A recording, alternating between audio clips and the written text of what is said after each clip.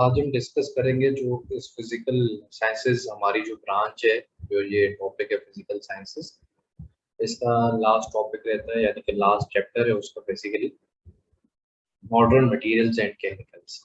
इसमें जो most important हैं, जो जिनकी प्रोबेबिलिटी आ सकते हैं और जो आते हुए भी हैं, उनको हम डिस्कस करेंगे। सबसे पहले ceramics. What is ceramics?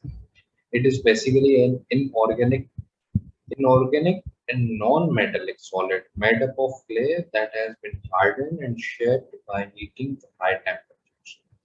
Its qualities and properties are it is hard, brittle and corrosion resistant. ठीक है? तो वो जो आप जो मिट्टी के बर्तन देखते थे या जो आपके वो बेसिन वगैरह होते हैं, ठीक है, WCs वगैरह, ये ऐसी जो भी चीजें वो सेरेमिक्स से बनी हुई होती हैं और ये ट्रेडिशनल सेरेमिक्स से हम कहते हैं। ठीक है, ये किनके बने होते हैं?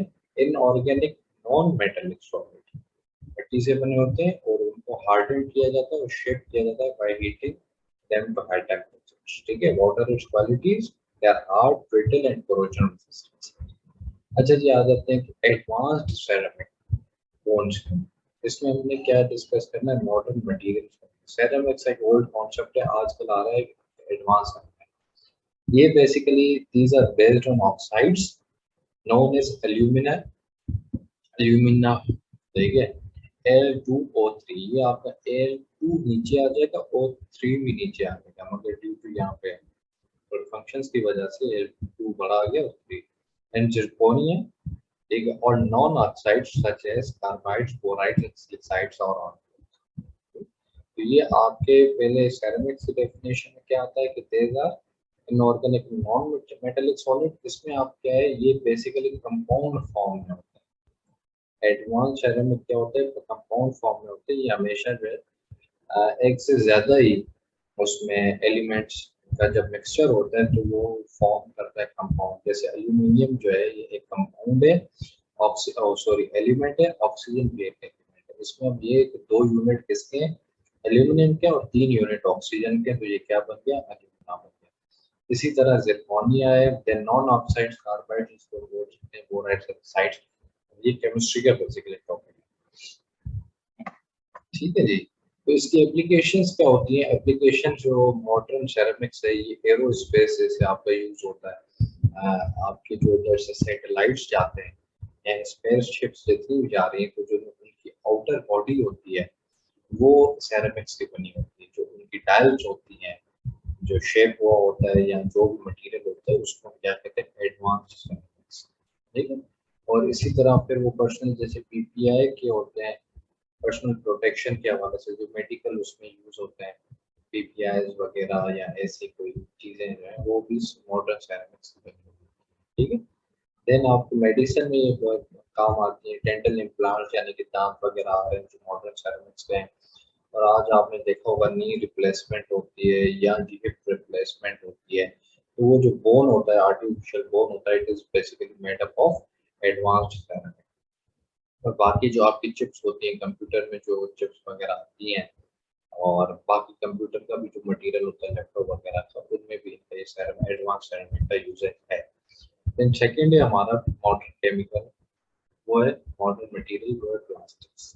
प्लास्टिक्स एक बहुत ही इंपॉर्टेंट टॉपिक है। या कैसे में भी आपको काम दे सकता है। अगर आप ग्लोबल वार्मिंग वगैरह भी कर सकते हो अटेंड, तो उसमें भी आपको आपके पास नॉलेज होनी चाहिए। ये बहुत एक बड़ा इशू है जो सरफेस कर रहे हैं, इसको फेस कर रहे हैं। ठीक है, basically what is plastics? Plastics is made up of large organic molecules. वो क्या था? Inorganic non metal. It is basically made up of organic molecules that can be formed into variety of products। यानी कि जैसे ही आप plastic को mould करना चाहो, आप मोल्ड कर सकते हो। ये ऑर्गेनिक मॉलिक्यूल से बना हुआ है। ठीक है, is usually synthetic, most commonly derived from petrochemicals, and it is also corrosion resistant, having a lower density than other metals, designed to withstand higher temperatures। Plastic की ये एक खुसूसियत है कि वो यानी कि इस तर्ज अमल से बनी हुई है कि वो बर्दाश्त कर सकते हैं, हाई टेम्परेचर को बर्दाश्त कर सकते हैं। आपने देखा होगा काफी जगह पे ये होता है कि जो हमारी प्लास्टिक की बॉटल्स वगैरह होती हैं, वो अगर हम धूप में भी रखें तो basically it depends on the quality, मगर प्लास्टिक को आप धूप में भी रखें तो इट कैन बी। अच्छा जी, नॉन मैग्नेटिक इन नेचर होती है ये, और नॉट ब्रिटल डक्टाइल। तो ये एक उसकी क्वालिटीज है, बेसिकली इनमें एक्सप्लेन करने वाली कोई चीज है नहीं, जस्ट आपकी पहली लाइन में डेफिनेशन है कि लार्ज ऑर्गेनिक मॉलिक्यूल्स हैं that can be formed into variety. बाकी जो है इनकी ये सब क्वालिटीज है। इसके डिसएडवांटेजेस ये हैं, ऑब्वियसली कुछ एडवांटेजेस ये हैं, मैं आपको एडवांटेजेस इसके बता दूं कि इजी टू यूज है और वेरी बेनिफिशियल इन पैकिंग है। आजकल हमारी ज़िंदगी इन्होंने आसान की हुई है प्लास्टिक से, मगर at the same and it is very harmful for us. हम जो भी शॉपिंग के लिए जा रहे हैं तो हम शॉपिंग बैग्स जो बेसिकली प्लास्टिक बैग्स होते हैं, और जो भी पैकिंग्स वगैरह होती हैं प्लास्टिक्स में होती है। और आजकल जैसे आपने चाइना के बर्तन वगैरह देखे होंगे तो 20-20, 50-50 रुपए में बिकते हैं। नो डाउट इन्होंने हमारी ज़िंदगी को आसान तो किया, मगर on the other hand it is quite harmful for us, for nature. तो डिसएडवांटेजेस को डिस्कस कर लेते हैं कि it is non renewable source. हमने रीन्यूएबल और नॉन रीन्यूएबल स्टडी किया था, आपको अंदाजा होगा कि रीन्यूएबल कौन सा होता है, रीन्यूएबल नॉन रीन्यूएबल कौन सी चीज होती है। तो नॉन रीन्यूएबल कौन सी चीज होती है, जो कि रिप्लीनिश ना हो, ठीक है, जस्ट डिप्लीट ही होती जाए होती जाए होती है। अच्छा जी, इट इज ए कंबस्टिबल, यानी कि आग लग सकती है इससे। ठीक है, कॉस्टली रिसाइकलिंग प्रोसेस, जो इसका रिसाइकलिंग प्रोसेस है, यानी कि बॉटल्स वगैरह हम जो भी है तो इजीली हम उसको रिसाइकिल नहीं कर सकते, उसके लिए हमें बड़े बड़े प्लांट्स चाहिए, और उसको बिल्कुल ही रिसाइकिल करके न्यू यूजेज के लिए खड़े करने के लिए कॉस्ट उसकी बहुत ज़्यादा है। Chemical added to plastics are absorbed in human bodies.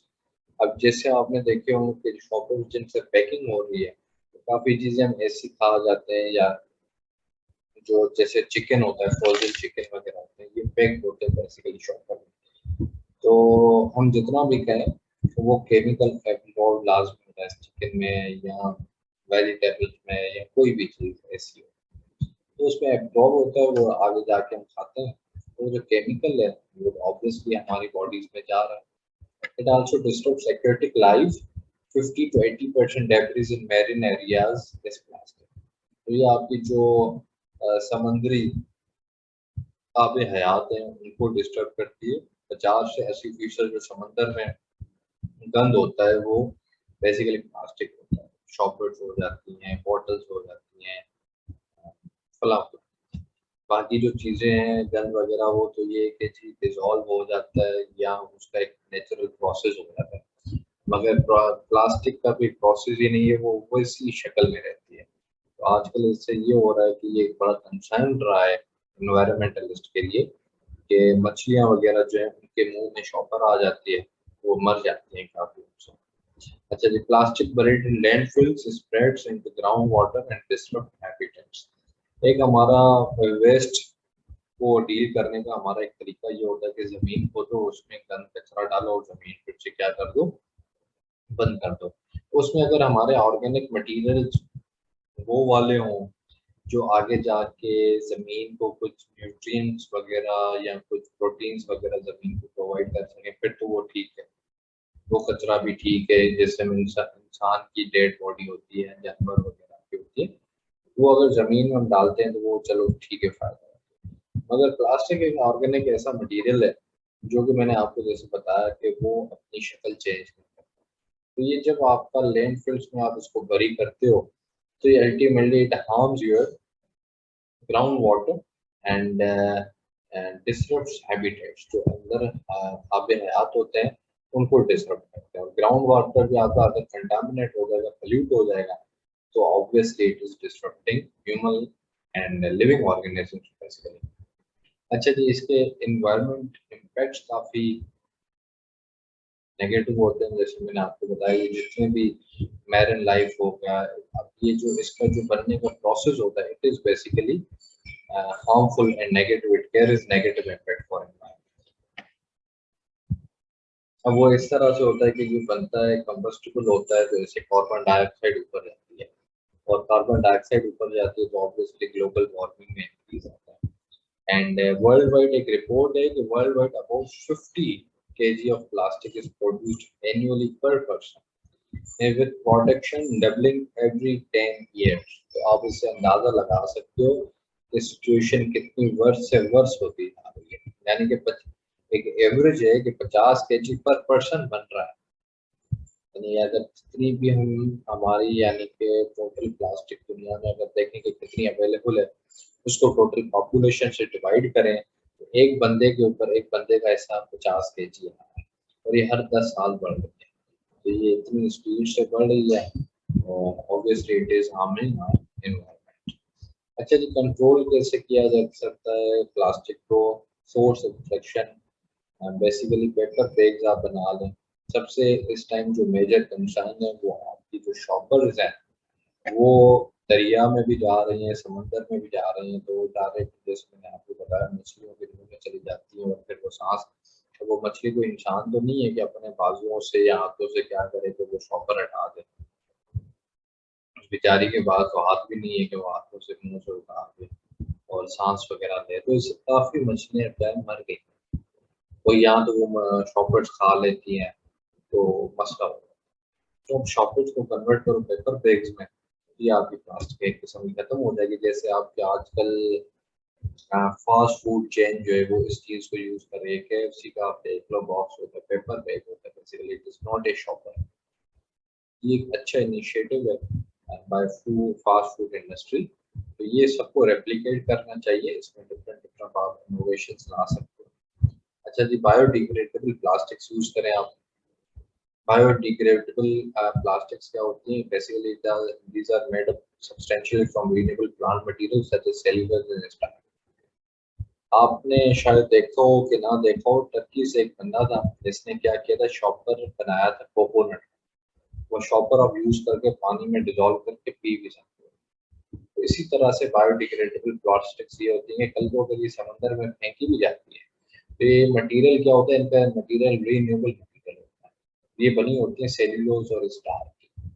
Obviously आप इनको पी तो नहीं सकते, तो इसमें केमिकल भी इंक्लूडेड होता है, मगर ये होता है कि ये फिर डिजोल्व हो जाती है इजी, वो अपने उसी फॉर्म में खड़ी नहीं होती। तो इसको आप यूज कर सकते हो, ये आपके एनवायरनमेंट के लिए बहुत अच्छी है। इंसाइनरेशन बेसिकली प्रोसेस ही होता है ये। मैं आपको इन डिटेल तो बताऊंगा जब हम लैंड पोल्यूशन को डिस्कस करेंगे, उसमें इन डिटेल हम करेंगे। अभी आप ये समझ लें कि it is a process and to deal out with the waste. जो हमारा वेस्ट होता है, घन कचरा वगैरह डेब्रिज होता है, उनको डिफरेंट तरीकों से डील आउट किया जाता है। जैसे लैंडफिल्स हो गए, या जलाते भी है, काफी बर्न आउट करते हैं, इंसिनरेशन करते हैं, रिसाइकिल करते हैं, डिफरेंट। ठीक है जी। तो इसको हम उस तरीके से डील कर सकते हैं। और रिसाइकलिंग प्लास्टिक्स को आप एक बड़े पैमाने पे हुकूमत की तरफ से प्लांट्स वगैरह हो तो उसको रिसाइकिल करने में, जैसे अभी इस्लामाबाद में एक इनिशिएटिव हुआ था कफीना की तरफ से कि आपकी जो भी बॉटल्स हैं आप उस मशीन में डालो। उन्होंने मशीन लगाई हुई थी बेसिकली, फिर उससे क्या था, 5 रुपए 1 रुपए आपको मिल भी रहा था। तो ये आप री इन्फोर्समेंट एक दे सकते हो अपनी आवाम को कि वो अच्छे बिहेवियर की तरफ। अच्छा जी,